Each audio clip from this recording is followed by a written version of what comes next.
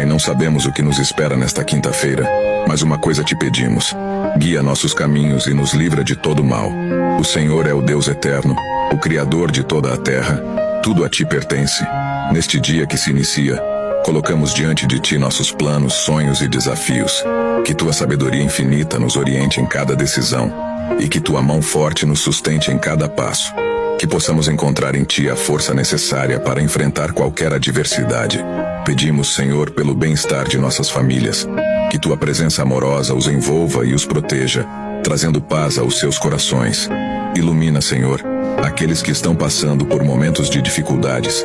Que eles possam encontrar conforto e esperança em ti. Agradecemos, Pai, por mais este dia que nos dás, e por todas as bênçãos que continuamente derramas sobre nós. Que nossos corações estejam sempre voltados para ti, em gratidão e adoração. Em nome de Jesus. Amém.